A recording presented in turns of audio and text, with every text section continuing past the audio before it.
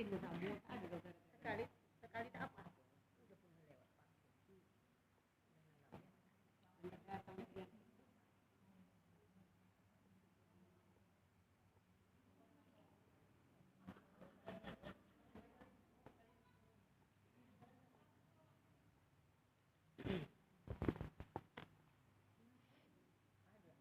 أعوذ بالله من الشيطان الرجيم بسم الله الرحمن الرحيم أما بعد السلام عليكم ورحمة الله وبركاته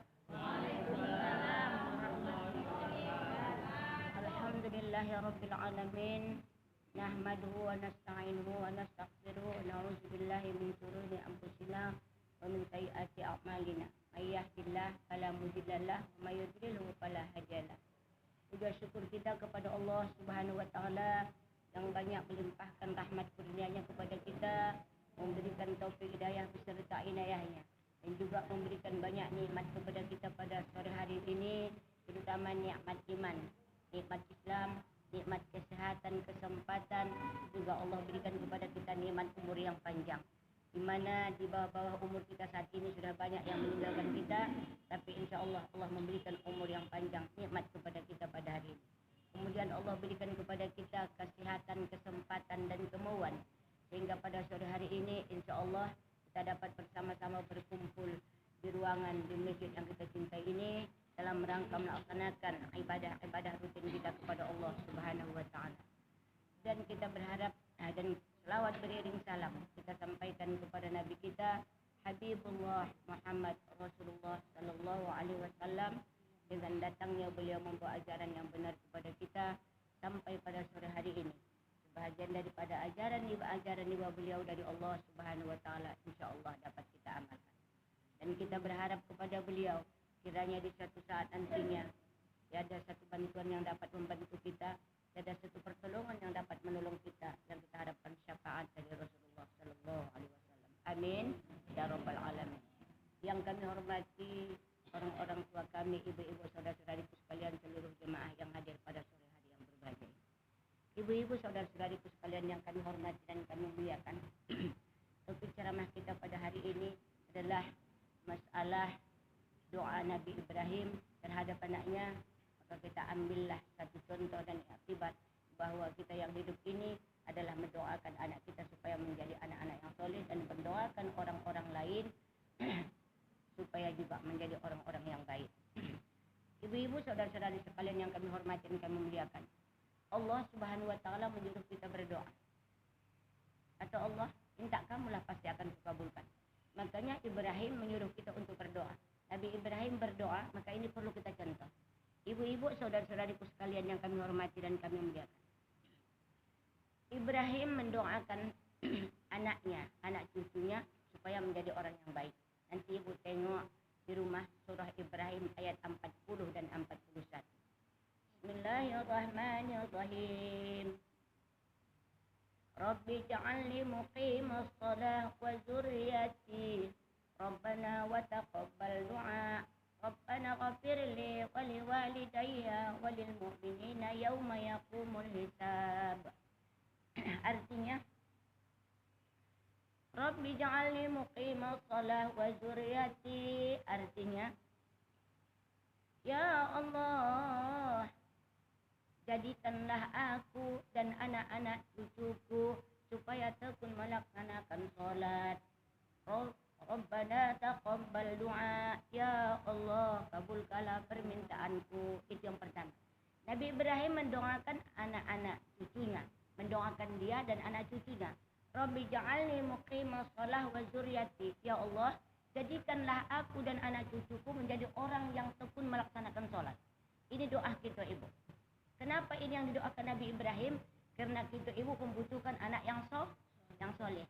Kalau anak kita ajari salat, tentu dia menjadi anak yang soleh.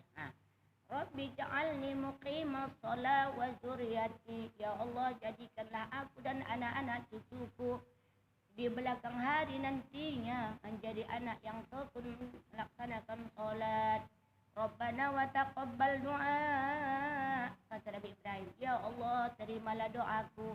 Untuk apa ibu Ibrahim mendoakan ini kepada Allah supaya kita dan anak cucu kita sampai ke akhir hayat kita jangan berhenti kita melaksanakan sholat. Ada orang ibu di awal kehidupannya dia nakal, di akhir kehidupannya dia baik tekun melaksanakan sholat. Tapi ada sebaliknya, di awal kehidupannya dia orang yang alim, orang yang taat warak sekali. Di akhir kehidupannya dia tidak tentu lagi sholat. Ayat Al-Quran pun lupa dia semua. Qul Allah pun lupa dia. Itu makanya Nabi Ibrahim mendoakan ini, Rabbi ja'alni muqimas shalah wa dzurriyyati. Ya Allah, jadikanlah aku dan anak cucuku yang tekun sholat sampai akhir kehidupan. Itu akan ibu anak cucu awak. Tak usah pun ibu dengan bahasa Arab, bahasa Indonesia bio. Ya Allah, jadikanlah aku dan anak cucuku di kemudian hari ya Allah menjadi orang yang tekun melaksanakan sholat sampai akhir kehidupannya ya Allah. Itu kita doakan ibu. Kenapa? Karena banyak orang yang alim, warak, orang tuanya atau atuknya, anaknya satu pun tak alim sholat. Ada?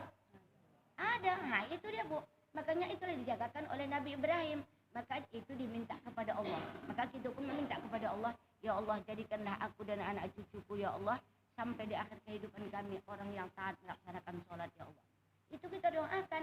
Karena takut kita bu, walaupun kita orang yang taat melaksanakan sholat, tapi di akhir kehidupan kita nanti anak cucu kita orang yang jauh dari melaksanakan sholat. Apa kata orang?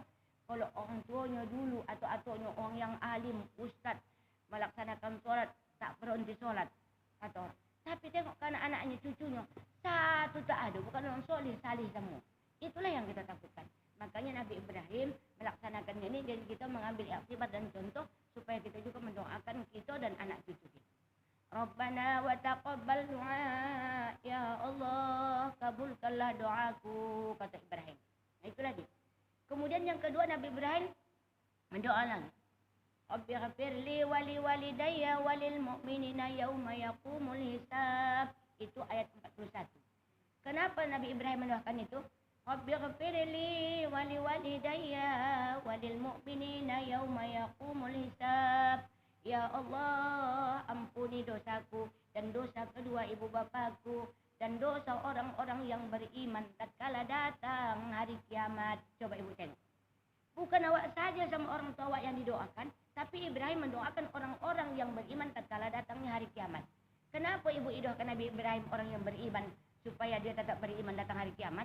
Karena menurut satu sejarah ibu, bahwa hari kiamat itu tatkala datangnya nanti hari kiamat itu ibu, makanya kita ini seperti abu yang berterbangan. Kok kita membakar-bakar sore-sore bakar sampah, karena ada yang berterbangan abu-abu gitu bu. Seperti itulah manusia nanti. Jadi begitulah datang apa itu abu itu seperti manusia, seperti abu manusia ini nanti. Ada orang yang beriman itu silap dengan imannya. Oh Tuhan, kenapa kau jadikan ini? Oh Tuhan, kenapa kau buat kami sengsara? Oh Tuhan, kenapa kami huru hara?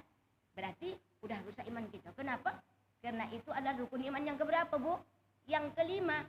Pertama iman kepada Allah, kedua iman kepada malaikat, ketiga iman kepada rasul-rasul, keempat iman kepada apa bu? Hari kiamat. Kelima? Berapa bu kitab hari kiamat? Yang kelima ya bu. Jadi siapa orang yang percaya tatkala datang hari kiamat itu percaya kepada rukun iman yang kelima. Jadi bagi orang yang datangnya nanti hari kiamat itu bu, datangnya nanti hari kiamat itu kita penuh huru hara. Ada orang yang menjerit, ya Tuhan, kenapa kau jadikan ini? Kenapa kau buat kami huru hara? Kenapa kau buat kami seperti ini? Itulah yang doakan Nabi Ibrahim. Supaya kita menerima datangnya hari kiamat itu dengan Nah itulah.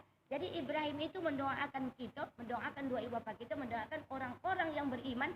Supaya orang yang beriman itu tidak rusak imannya tatkala datangnya hari. Nah, begitulah. Untuk apa itu didoakan? Nah, itu dia jadi Ibrahim. Rabbighfirli wali walidayya walil mu'minina yauma yaqumul hisab. Ya Allah, ampuni dosaku dan dosa dua ibu bapakku dan dosa orang-orang mukmin tatkala datangnya hari kiamat. Jadi kenapa kita selalu berdoa Rabbighfirli? Bahasa Indonesia saja, Bu. Rabbighfirli wali walidayya warhamhuma kama rabbayani shaghira. Ya Allah, ampuni dosaku dan dosa kedua ibu bapakku. Sayangi mereka sebagaimana mereka menyayangi aku sewaktu kecil. Bahasa Indonesia saja. Ya Allah, ampuni dosaku dan dosa dua ibu bapakku. Sayangi mereka, cintai mereka sebagaimana mereka menyayangi dan mencintai aku semasa kecil. Untuk apa itu kita doakan itu ibu? Karena kita ingin membutuhkan anak yang soleh. Dalam suatu hadis Rasulullah menjelaskan, "Idza mata ibnu Adam inqata'a 'amaluhu illa bisalasin." Tatkala datangnya sakratul maut, pencabut nyawa anak Adam, maka anak Adam itu meninggal dunia, berpisah nyawa dengan ruh. Maka tatkala sampai pada hari penguburannya, maka dimasukkan dia ke dalam liang lahat atau kubur.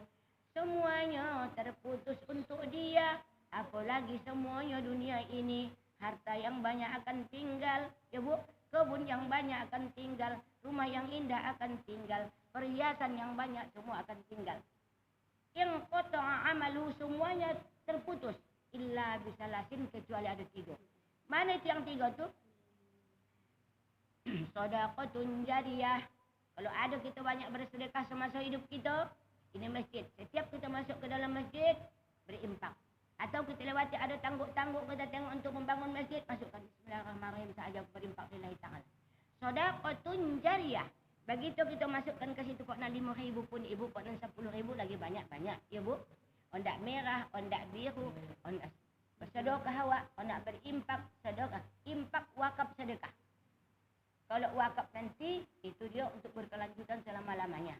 Kalau dia impak, itu berbentuk uang. Ya bu, nah, ke masjid, ke musola. Kalau dia sedekah kepada anak yatim, fakir miskin. Kemarin ada jemaah bertanya, apalah bedanya Ustazah wakaf, impak dan sedekah?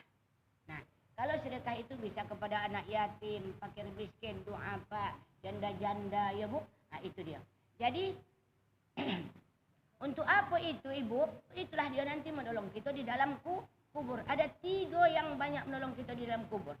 Yang pertama, shadaqatun jariyah. Kalau ada awak banyak bersedekah semasa hidup awak, maka itulah yang menolong kita, meringankan siksa. Ada orang yang tak disiksa dalam kubur ibu? Tak ada. Berapa banyak kami cari hadis, berapa banyak kami cari ayat Al-Quran yang mengatakan bebas siksa kubur, tidak ada. Satu pun orang tidak ada yang bebas siksa kubur. Semuanya akan ditanya. Tapi ada bentuk pertanyaan yang berat, ada bentuk pertanyaan yang ringan. Bagaimana bentuk pertanyaan yang ringan? Marrabbuka, karena banyak amalnya, banyak sedekahnya. Kemudian ringan lagi. Sedekah itulah yang nanti yang menjawab, bukan dia menjawab. Nah itulah dia. Makanya perlu kita shadaqatun jariyah. Makanya kita mesti banyak bersedekah. Maka kata Rasulullah selalu kepada kita, rendahkan hatimu, lunakkan hatimu, ringankan tanganmu untuk memberi. Makanya ada dalam hadis Rasulullah yang menjelaskan, al-bakhilu la yadkhulul jannah. Orang yang pelit itu tidak masuk surga. Kenapa? Kenapa orang yang pelit tak masuk surga? Karena Allah Ta'ala tidak pelit. Pelit Allah. Allah Ta'ala pengasih, penyayang, ghafur. Dia kasih, dia sayang, dan dia pemurah. Apa yang kita minta, ud'uni fastajib lakum, minta kamu pasti akan kukabulkan. Coba kadang kita nih, hari ini meminta, sore nak dikabulkan. Mana mungkin ya bu? Nabi Muhammad saja 17 bulan baru dikabulkan. Nabi dah. Nah itulah. Jadi kita ni sekarang tak sahabat. Padahal kata Allah dalam surah Al-Baqarah, ud'uni astajib lakum, minta kamu pasti akan kukabulkan. Tapi sabar kamu. Sabar kita meminta itu, tapi jangan bosan. Jangan nak mengeluh, tak ada ni doh.